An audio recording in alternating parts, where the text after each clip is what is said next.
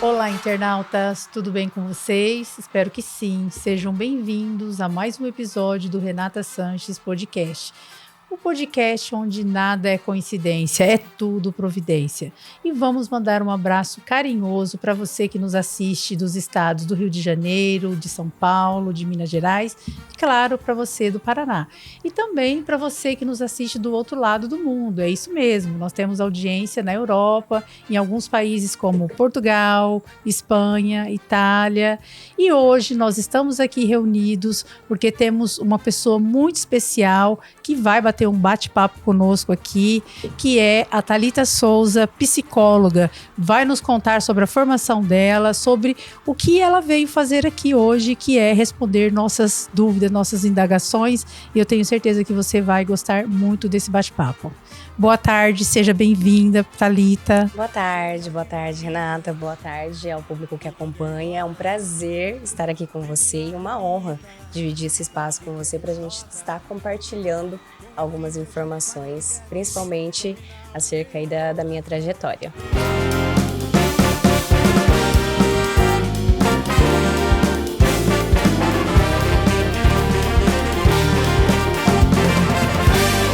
Thalita, vamos começar então falando um pouquinho da sua formação, da sua trajetória. Quando foi que você começou, que você ingressou aí no mundo da psicologia? Pode contar aqui para nós tudo, não esconda nada. Bom, meu nome é Thalita, sou psicóloga, atuante hoje dentro da área clínica e também palestrante. E atuo também com uma empresa para treinamentos, palestras que abrange toda essa área. Eu sou formada há 7 anos, então eu concluí ali em fevereiro de 2018. Mas eu estou já no mundo da psicologia há 11 anos, porque considero desde a minha primeira atuação enquanto estagiária, ali já está mergulhando dentro do mundo da psicologia. Então são muitas vivências e experiências nesses longos 11 anos. Hoje eu tenho especialização dentro da abordagem que nós chamamos DBT, que é uma abordagem que ela vem lá dos Estados Unidos para tratar transtornos um pouco mais graves que a gente considera de manejo clínico, como, por exemplo, borderline e transtorno afetivo bipolar, né? Então, esses dois a gente trata dentro dessa abordagem e também um grupo que é de transtornos alimentares. Eu tenho especialização nisso e depois eu também tenho especialização dentro da TCC, Teoria Cognitiva Comportamental, que ela abrange mais ainda, como depressão, pânico, outros transtornos. Então, dentro das minhas especializações, estão dentro dessa atuação clínica, que abrange muitos transtornos em várias áreas. Depois também eu tenho especialização dentro de gestão de pessoas, porque como eu atuei dentro da área empresarial, acabei me especializando nisso também. Então, eu fiz uma transição de carreira, mas assim, não 360, porque como eu atuo com a minha empresa prestando serviço a outras empresas, eu mantenho ainda essas experiências e esses estudos, né? Então, eu atuo dentro da área clínica com essas especificações de especialidades e também na área empresarial para palestras e treinamentos. Tá certo, muito bem. Parabéns pela formação, porque você aparenta assim ser muito jovem e assim com uma experiência vasta em tudo que você fala, percebe-se que você tem conhecimento de causa. E isso é muito interessante, muito importante nos dias atuais, onde nós sabemos que tem profissionais assim tão artificiais e você com essa profundeza de conhecimento. Então, quero te parabenizar de antemão. Muito obrigada mesmo por esse feedback e eu costumo mergulhar, né? Sou uma pessoa que eu falo que eu sou curiosa, então quando eu estou em determinadas áreas, eu mergulho ali para conhecer um pouco mais. Percebe-se assim, essa facilidade que você tem, né? Muito grande. E você também tem uma vertente que fala sobre emagrecimento, é isso mesmo? Isso. Bom, como eu também me especializei dentro dessa área que é DBT, que trabalha muito sobre transtornos alimentares. No Brasil, nos últimos 5 anos, aumentou bastante os transtornos alimentares. E com isso, eu foquei dentro da área clínica para atender essas demandas, esse nicho.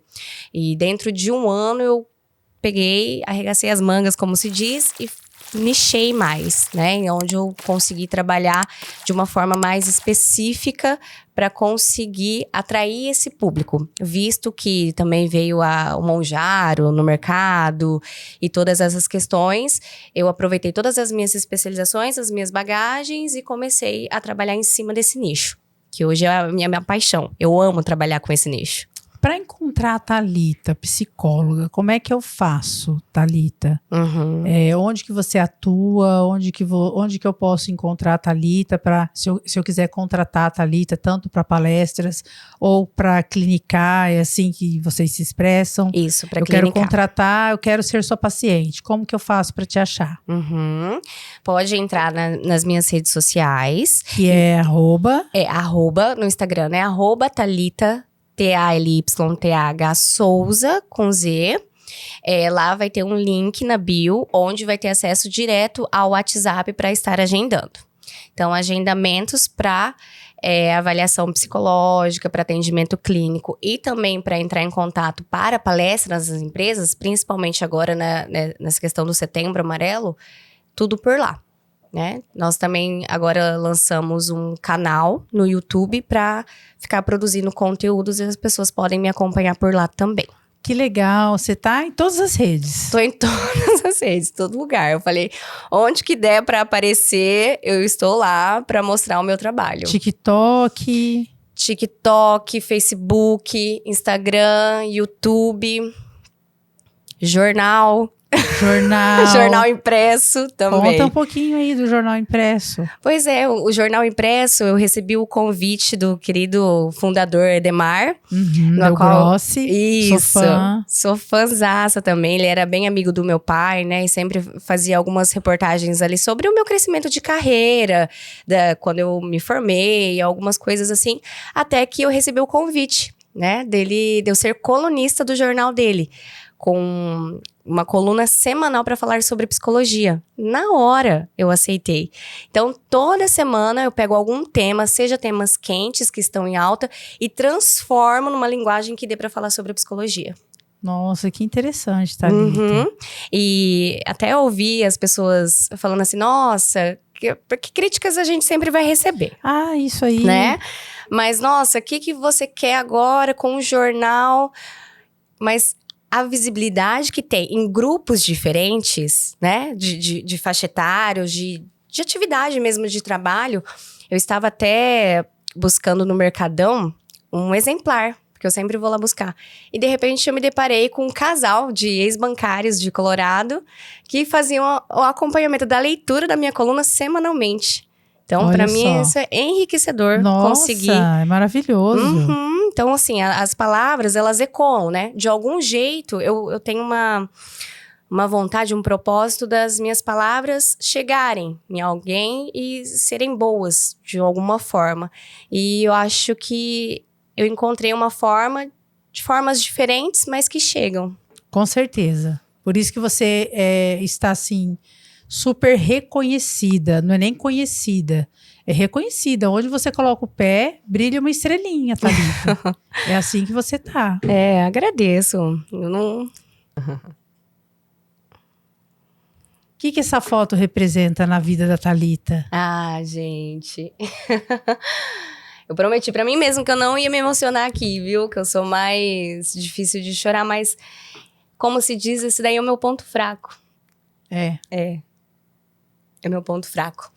E são meus avós, são meu tudo. Não imaginei que já ia ficar assim, gente, ai!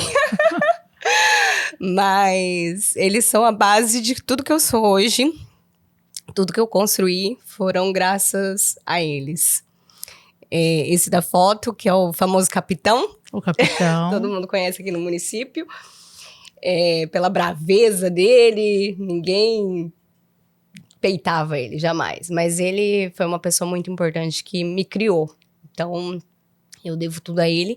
E esse é o avô do lado materno, que também foi muito importante para mim. E na família da minha mãe, eu fui a primeira a me formar. Olha só, Thalita, que orgulho. Fui a primeira a me formar. Meu avô, ele trabalhou muitos anos coletando lixo. E quando nem precisava mais, ele ficava ali porque ele queria dar tudo igual para os filhos. Deixar uma casa, deixar carro.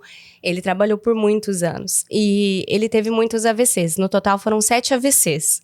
Os médicos falavam, você tá insistindo para viver, hein? Ele falou uma coisa que me marcou muito. Ele falou, meu último fôlego de vida vai ser quando eu ver a minha neta formada. E ele foi nessa formatura após um AVC, o seu 6º AVC. Meu Deus. Dançou comigo a noite inteirinha. E no mês seguinte, ele faleceu. Nossa, Thalita, eu não sabia disso. Uhum. Ele falou que você tá aguentando firme? Tô, porque meu último suspiro vai ser quando eu te ver formada. Hoje, eu sou a idealização dele. Então, eu tenho ele, tenho meu outro avô, tudo no meu consultório. Porque tudo que eu for fazer vai ser para exaltar eles. Então, tudo eu prezo da minha reputação, de como eu faço, de como eu construo minha carreira, para dar orgulho para eles. Então, é algo que me emociona. Mas é isso. E por ironia do destino, né? O que aconteceu? Eu perdi os 2 nos meus braços. Como que foi essa experiência? Como que foi isso, Thalita?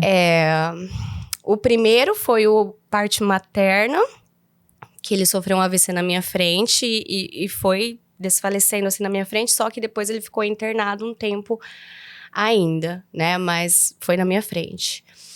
E aí isso me gerou um trauma, obviamente. Teve muitas outras coisas envolvidas também.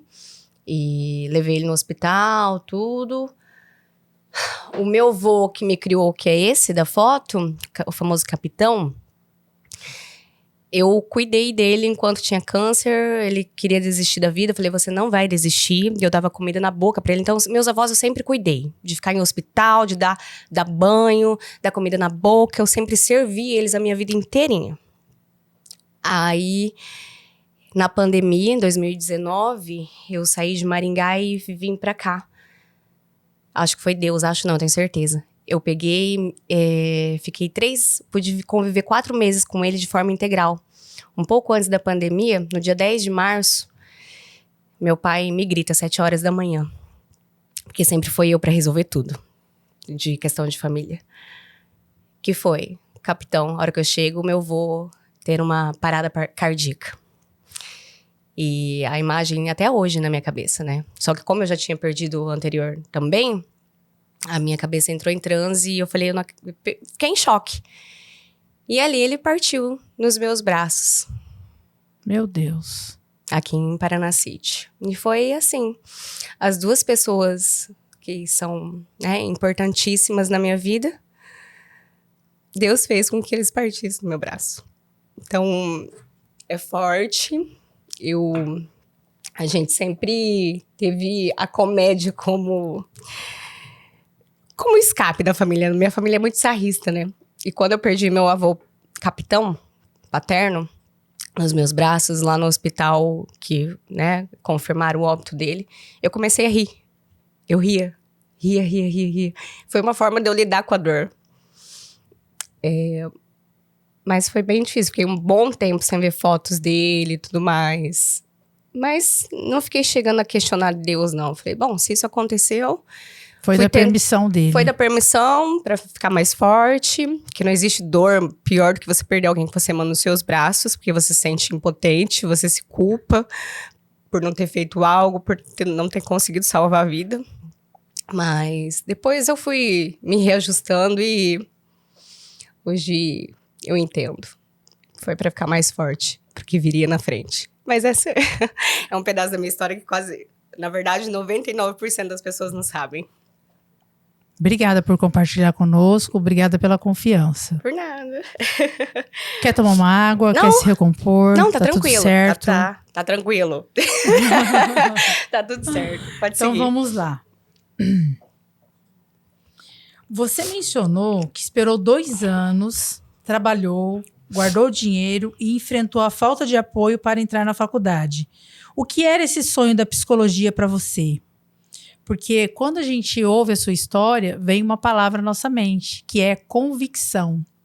Uhum. Você é muito convicta de tudo do que você quer. Tudo. Mas conta pra nós como que foi um pouquinho dessa sua história do guardar o dinheiro, de você se recompor para começar a sua faculdade. É dessa falta de apoio também que você teve. Aham. Com 17 anos, numa aula de filosofia, eu me interessei por psicologia, né? Pensei em enfermagem, educação física, mas eu falei, não, a psicologia que me chama. E aí todo mundo sai do ensino médio e já foi direto pra faculdade. Como eu trabalhava com meu pai queria muito que eu tocasse um negócio desse, que é o foto, né? Sim. Só que eu não queria pra minha vida. E eu acho que ele não aceitou muito bem isso também. E tanto ele, meu pai e minha mãe não me apoiavam. Eles achavam que era só um fogo de palha e que eu não daria continuidade. Falei, mas eu quero. Então, eu peguei, fui atrás de trabalho, guardei dinheiro. 2 anos guardando dinheiro pra conseguir estudar. Daí, quando eu consegui guardar o meu dinheiro, eu fui e dei uma entrada na faculdade. Mas eu precisava financiar. E daí, um dia antes, eu ia financiar junto com meu pai, né? Com o nome dele, pra utilizar. Ele não permitiu. Então, isso é uma situação que até hoje gera alguns conflitos, não vou negar, né? Não entendi aquela época por que ele estava fazendo isso. Estudar, eu quero estudar, por que não? E daí um dia antes de levar as documentações no último prazo para o banco, ele não autorizou. E aí eu tive que pegar uma amiga minha que até hoje, eu sou muito grata à vida dela, que é a Kátia Cícera. Ela deu o nome dela junto com o do meu tio e a minha tia Zilda. E eu consegui ingressar na faculdade. Mas foram esses 2 anos. E dentro desses 2 anos que eu sempre fui fazendo plano. Então, eu sempre, desde os meus 18 anos, eu tenho metas. Metas a curto, médio e longo prazo. Antes eu nem entendia, né, que poderia decifrar assim. Mas ali eu fiz todo esse planejamento. E aí, queria trabalhar em RH, ser psicóloga de RH, o que eu preciso? CNH, vou precisar de fazer a faculdade, o que eu preciso? Computador. Então, eu me organizei dentro desses 2 anos, tudo que eu precisava já para ser enquanto estagiária ali para minha atuação. Fiz esse planejamento de curto, médio e longo prazo e executei dentro de 2 anos. Entendi. Que história. Não, tem muita história. As pessoas não imaginam. O que você já passou. Não imaginam. E assim, é porque eu eu até falei, né? Eu tenho dificuldade para falar sobre mim mesma, sobre a minha trajetória. Muitas pessoas falam, nossa, mas ajuda tanto, daria uma inspiração para quem, né, também não tem apoio, ajuda ali. Acho que isso vai se quebrando aos poucos mais pra frente, né? Hoje, aqui de eu estar conseguindo fazer isso já é um grande avanço, mas foi passado por muitas coisas. Então, eu falo que persistência é o meu nome daquilo que eu quero, do que eu busco pra minha vida. E resiliência também. Resiliência. O que te fez não desistir quando muitos duvidavam?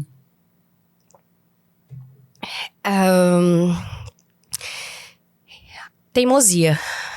Eu sou uma pessoa que eu sou teimosa. Isso é bom e é ruim. Até hoje foi bom, porque sempre você tem que calcular. É mais danoso, tem mais ônus ou bônus? Então, a minha teimosia, ela traz mais bônus. Eu sempre fui convicta de que eu teria um diferencial, sabe? Aí pode soar um pouco egocêntrico ou alguma coisa assim, mas não é. Eu acho que o que a média faz, eu busco sempre estar fazendo mais do que a média. Então, eu sempre tive esse perfil de buscar mais, fazer mais. Isso desde a minha infância já é um traço, né, meu. Que, claro, eu sei disso hoje, né? Mas o que não me fez desistir é essa busca de querer ser alguém. Então, eu sempre quis fazer o meu nome. Eu, enquanto Thalita. Não ser sombra de alguém, alguma coisa nesse sentido. Eu consegui construir a minha carreira com o meu nome. E é isso que me faz persistir até hoje. E é o que você está fazendo, né, Thalita? É o que eu tenho buscado. O que você já veio semeando, plantando. Uhum. E a gente vive em constante plantação, né? Para que nós possamos colher. E com certeza você já está colhendo frutos de tudo que você plantou. Eu fico assim, realizada. Porque não é fácil. E eu vejo que eu tô trilhando um caminho certo para isso acontecer. É igual a gente vai plantando e vai colhendo, plantando e colhendo. E eu tenho buscado isso mesmo do meu nome. Você destacou o papel fundamental dos seus avós. Aham. Que mensagem de amor ou apoio específico dos seus avós você carrega no seu coração até hoje e que te fortalece até hoje como profissional? Que o sonho deles era que eu fosse doutora. Então, isso é o que eu carrego, né? Talvez até de eu ter ido para a área clínica tenha um pouquinho disso. Mas eles buscavam muito esse reconhecimento, porque não existia estudos dentro das duas famílias. E conseguir esse título, para eles, era muito importante. Então, isso é o que me faz não desistir, persistir. E a minha avó sempre falou também, parte materna, para eu buscar a minha independência. Nunca dependa de homem, busque a sua dependência. Porque ambas, depois a gente pode até discorrer melhor, mas elas tiveram excelentes avós, eu tive excelentes avós, mas elas não tiveram excelentes maridos. E elas falavam, elas não, a avó materna, né? Pra eu buscar essa independência. Então, fica na minha cabeça até hoje, busca a sua independência, busca fazer pelo seu. É o que eu busco até hoje. A gente sempre idealiza uma profissão, certo? Certo. Lá da faculdade. Aham. O que você imaginava que faria como psicóloga quando começou o curso?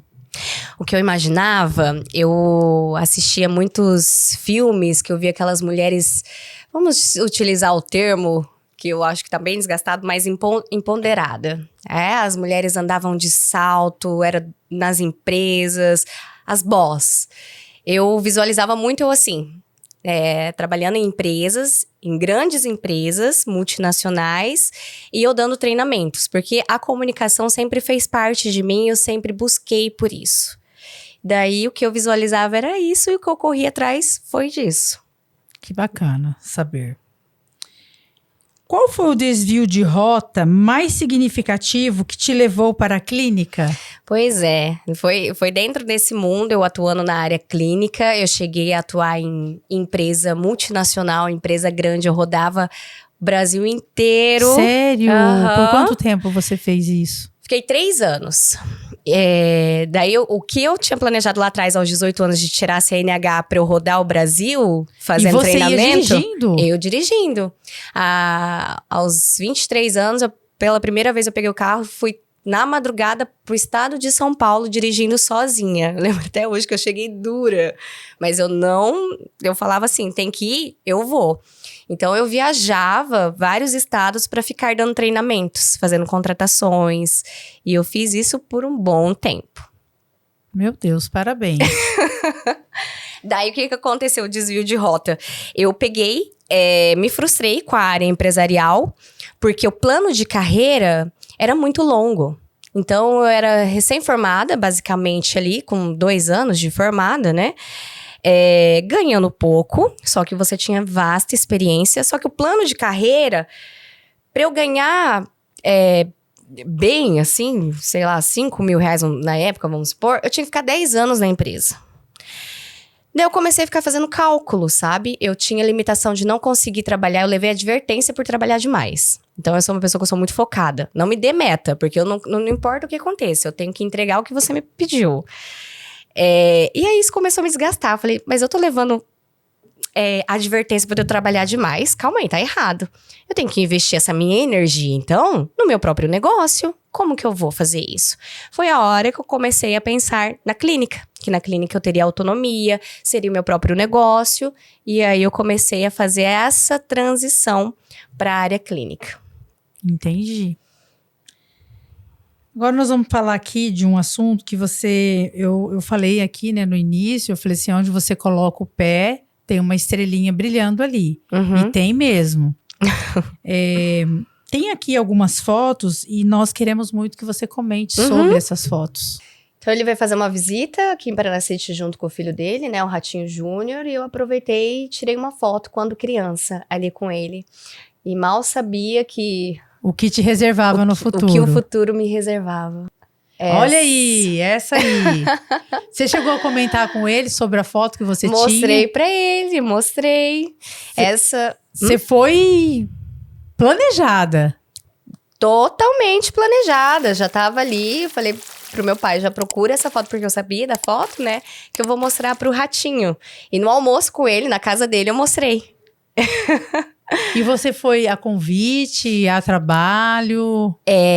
Eu conheci a cunhada dele, a Daiane Massa, na qual ela me levou pra lá e a gente ficou na casa dele. Ficamos 4 dias lá em São Paulo, conhecemos tudo, no qual eu sou muito grata a ela por ter me levado e ter feito essa ponte por eu ter conhecido, né? Eu sempre, quando nós nos conhecemos, eu falava que eu queria chegar em rede nacional e que eu visualizava a foto do SBT eu na frente e com o SBT, e ela pegou e materializou esse sonho. muito! Ela materializou. A hora que eu peguei, cheguei lá, fiquei na casa. Essa casa é onde tem o estúdio dele, o escritório dele. Então a gente ficou fazendo tudo ali o dia inteiro com eles. Ele mora no estúdio? Isso, ele mora no estúdio. Acho que agora ele se mudou pra mais perto, porque o fluxo de gente é muito grande ali, né? Mas é a casa dele, tem vezes que ele dorme ali ainda. Uhum. Então tem os funcionários que fazem almoço, tem o pessoal da rádio, a Rádio Massa, que ficam gravando, pegam um intervalo, tem um almoço, todo mundo almoça e depois vai embora e fica seguindo o fluxo, cada hora um cronograma. Mas esse daí é o escritório dele, tem várias coisas ali atrás, conversamos muitas coisas, ele perguntou muitas coisas da minha vida também. E à noite nós fomos no programa dele assistir. Que bacana! Que ele me deu uma oportunidade.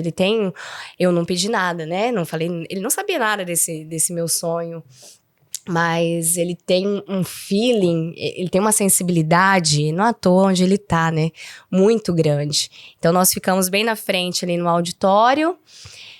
E a única pessoa que ele chamou para fazer uma participação no ao vivo, para 15 milhões de pessoas, foi eu. Thalita, conta mais disso. Como foi? Nós estávamos ali assistindo, né, o programa, então intercalava. Teve o programa gravado, foram 2 programas. Que eles gravam para a semana inteira 2 dias, né? Mas naquele dia foram 2 programas. Antes disso, conheci todo o elenco, super simpáticos, o pessoal acolhedor. Eu me senti em casa. Nossa Senhora! E daí, a hora que vocês precisam ficar participando, eu falei, eu participo. Daqui a pouco, ele me chama, essa moça aqui, ela é psicóloga, né? O que você tem a dizer sobre o Sérgio Malandro? Aí lá, é tudo comédia. Eu tenho um senso humor apurado. Então eu não ligo pra brincadeiras.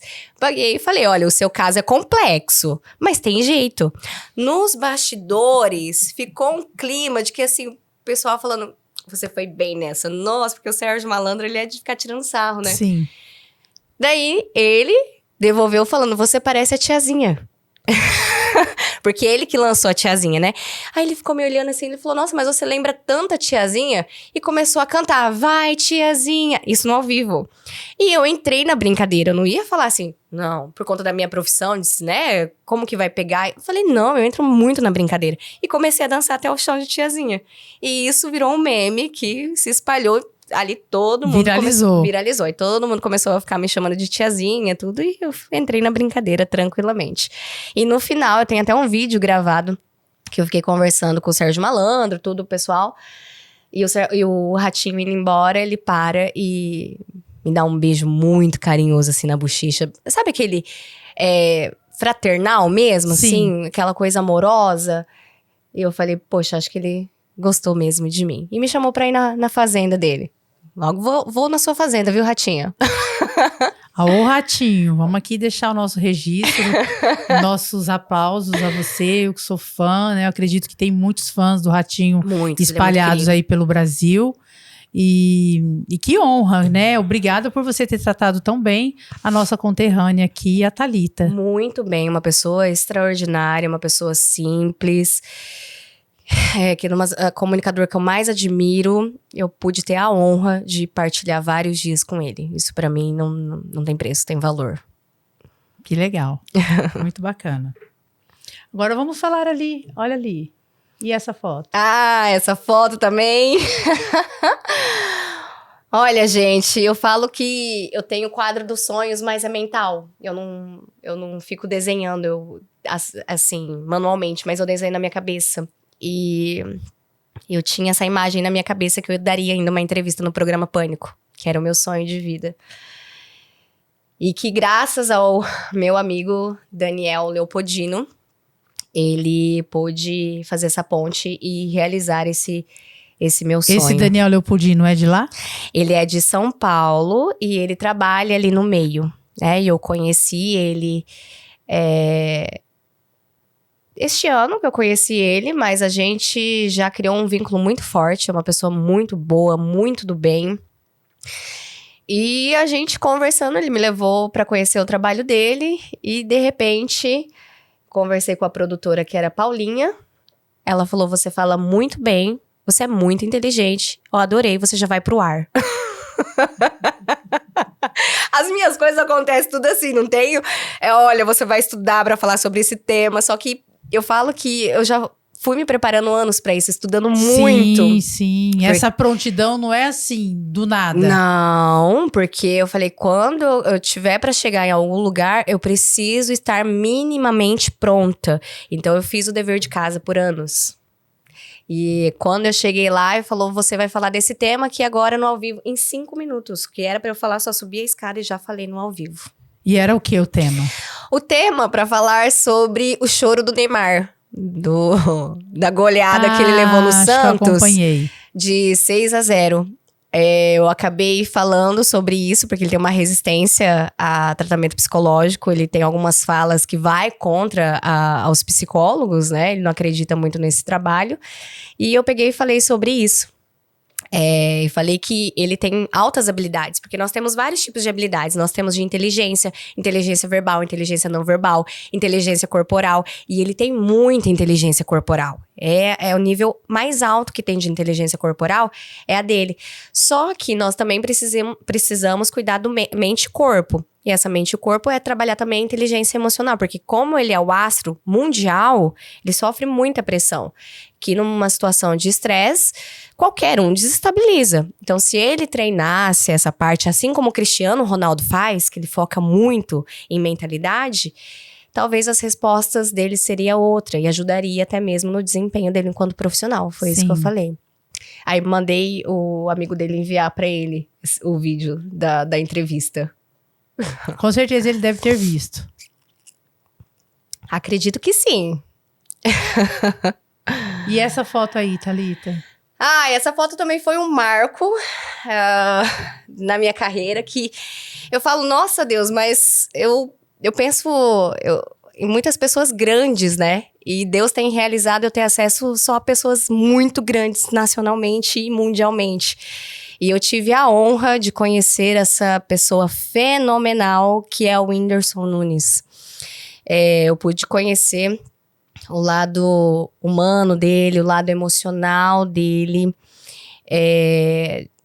Partilhei uma noite ali com ele do show, assisti o show, que é incrível, falando sobre saúde mental. Dei muitos parabéns pra ele, mandei ele continuar fazendo isso, porque ele vai salvar muitas vidas com isso. E é uma pessoa brilhante e fantástica, a qual eu tenho honra de tê-lo como amigo, né? Além de tudo, hoje é o meu amigo que eu converso de tudo, a qualquer momento. Sério, Thalita, que é assim? Sério, é assim. E ele com você também? Também. Uma pessoa que é muito aberta, ele não é uma pessoa fechada, ele busca incessantemente o autoconhecimento. E essa foto dos sonhos? Essa é a famosa foto que ficou mentalmente na minha cabeça. Eu não sabia como eu chegaria aí. Até porque, né, eu falei, como que eu vou chegar? Eu sou uma pessoa que não tinha acesso nenhum, conhecimento nenhum. Como que eu vou fazer para ter acesso a tantas pessoas grandes? Mas você vai caminhando, tendo seu propósito firme, que as coisas, quando você menos espera, ela acontece. Eu não sabia como chegaria aí, como eu tiraria essa foto, mas eu sabia que eu ia tirar essa foto. Então eu tenho muito convicta na minha memória as imagens do que vai acontecer na minha vida. Como? Não sei.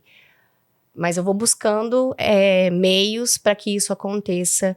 E eu fui e falei, eu quero uma foto assim, porque eu idealizei assim e eu postei ela assim. Parabéns. Isso daí também é quando eu era do RH, só Para retratar o que você já fez. A transição de carreira que eu ficava viajando era nessa fase aí. Tão novinha, novinha, e já com uma baita responsabilidade de ficar viajando o mundo afora sozinha. Então as pessoas me acham estranha de eu ficar muito tempo sozinha, de eu viajar sozinha, se for para eu sair, para comer sozinha, mas é que eu fiz a minha carreira assim sozinha, de ficar viajando pelo Brasil, então para mim é muito natural. Se eu for ter que viajar a lazer, qualquer coisa sozinha eu faço. E conheço muita gente. Entendi. Bom, parabéns aí por tudo, pela sua trajetória até o momento. Obrigada. E se você puder discorrer a respeito do relacionamento abusivo. Uhum. O que é, para quem serve, o que eu tenho que fazer. Porque muitas pessoas, elas não identificam. Parece que usam uma venda nos olhos, Sim. né? Muitas mulheres. E homens também. Porque não é só a mulher que é vítima do relacionamento abusivo. É homem também. O homem também. Em proporção menor, mas... Sim, mas existe, né? Você é uma pessoa, assim, que tem um conhecimento amplo. O que é que você falaria sobre o relacionamento abusivo? Como eu atuei em várias áreas, dentro desses 11 anos, eu já atuei juntamente com políticas públicas e com o Ministério Público dentro dessa área de violência contra a mulher. Então, Meu Deus! Eu tenho a experiência... Tem certeza que é só 11 anos? São 7 anos de formato. Dentro desses 7 anos, tudo isso que eu relatei aqui, foram 7 anos dessas experiências. Eu até encontrei um juiz, ele falou, tem certeza? Ele falou isso também que é 7 anos. Eu falei, doutor, são 7 anos. Então, quando eu vou, eu conheço tudo mesmo. E eu já atuei fazendo muitos relatórios, tentando fazer a tentativa dessa vítima, da retirada dela ali nesse ciclo de violência, né? É muito complexo esse assunto. Envolve muitas camadas. E principalmente o momento que a gente está vivenciando aqui no Brasil requer uma atenção nossa, principalmente nós enquanto mulheres. Porque nós que vamos conseguir nos proteger. Sempre é um homem nos protegendo, isso é ótimo, né? Mas a gente precisa também juntar as nossas forças para isso. Primeiro que nosso é um número bem mais expressivo de eleitorado feminino. Então, para eleições, nós, mulheres, somos mais votantes do que homens. Nós passamos de 50%. Então, quem a gente quiser colocar no poder, a gente coloca. E aí, quantas pessoas trabalham no poder sendo figura feminina? A gente tem que reavaliar isso daí. Quem que a gente está se posicionando e colocando como representatividade. Bom, e como isso é mais complexo, envolve toda a criação da sua personalidade, é como que a pessoa ela se vê no mundo, como foi a relação dela com os pais. E no Brasil tem aumentado consideravelmente o número de feminicídio. Recentemente a gente tem delegacias específicas para atender nós mulheres e delegadas sendo representada por mulheres, juntamente por essa escuta mais acolhedora. Então, é algo que está engatinhando isso no Brasil, mas que já mostra números alarmantes. O número de feminicídio e violência contra a mulher aumentou muito. Então, tem uns dados que trazem que esse número chega a quase 40% de mulheres brasileiras que já sofreram algum tipo de violência. E essa violência não é só física, né? O estágio físico, ele acaba sendo o final. Mas ele começa ali como uma violência verbal, uma violência psicológica, uma violência patrimonial e a violência física. Então, a violência ela tem vários estágios que as mulheres tendem a não perceber, a não notar.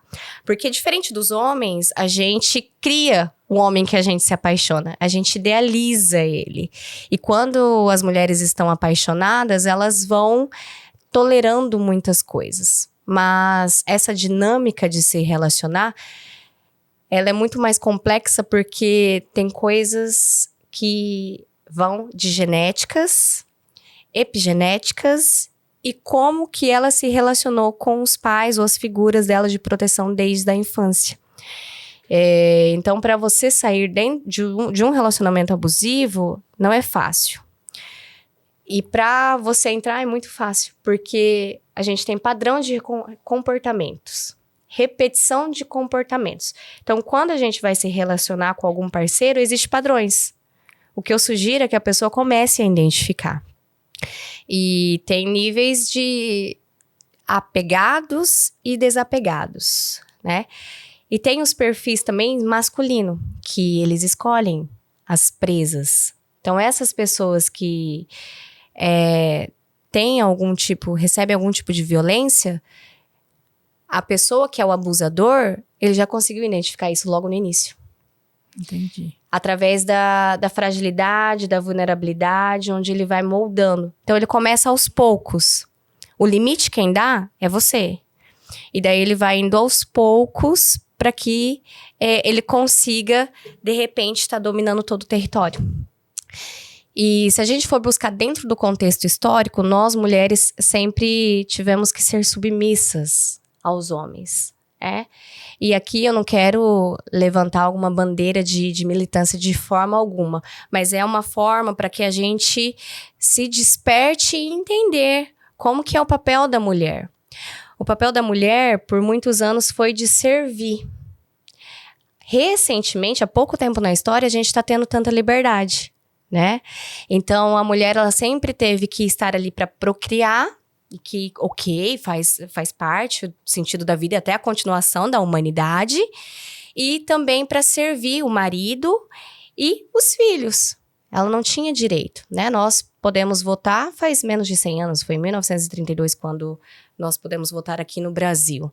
Depois, o divórcio não era permitido para nós mulheres. Isso em menos de 100 anos.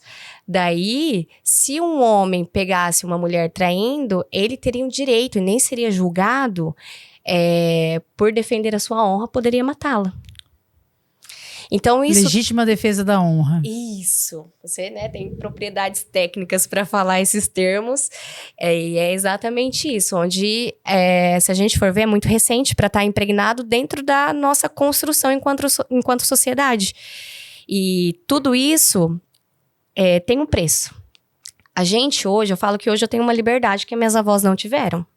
Acho que por isso que a minha avó falou tanto. De eu ter esse poder de escolha hoje com a minha própria vida, de eu buscar essa independência com a minha própria vida. Mas para os homens isso não tem tanta vantagem, né? Então isso é uma coisa difícil que está muito em discussão. Qual o papel da mulher, até onde pode, o que não pode. Isso ficou muita sobrecarga para nós, porque além de carreira, casa, filhos, aí vem essa sobrecarga. Mas em contrapartida, se abdicar de tudo isso para viver ali é uma vida mais restrita, querendo ou não, violências. As minhas avós sofreram violências, né? Foram excelentes avós, ótimos avós, mas elas sofreram violências físicas e verbais. Então, não tá longe, tá perto. Foram minhas avós, né? Então, a gente precisa entender o papel que nós estamos tendo na sociedade hoje, buscar pelos direitos. Falam que a gente tem muitos direitos hoje. Não sei se o pessoal acompanha. Eu acompanho algumas leis, né? Mas estão retirando algumas leis nossas, enquanto mulheres. E isso me preocupa. Isso é uma coisa que eu sempre trago ponto de reflexão na internet, para que as mulheres entendam que isso é grave. Nós conseguimos os direitos, mas eles vão ser retirados e depois para recuperar. Como que vai ser?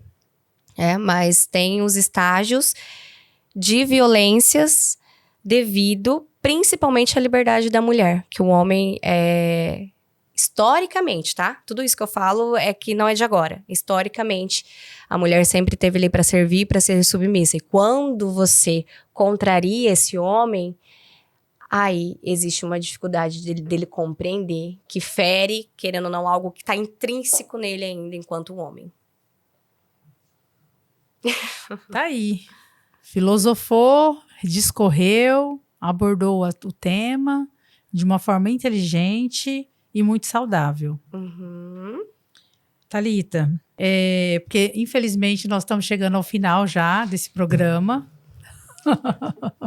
É que eu falo um pouquinho a mais, viu, gente? Eu tenho esse problema que eu falo bastante. Eu queria que você deixasse um recado, principalmente para as mulheres vítimas dos abusos que nós sabemos, quais os meios que ela pode procurar, deixasse uma mensagem de apoio para essas mulheres, o que ela deve fazer, né? Disque denúncia, enfim, o que você falaria para uma mulher que está sendo vítima de abuso, que de repente é próxima de você e que ela não está vendo e também não aceita que você fale?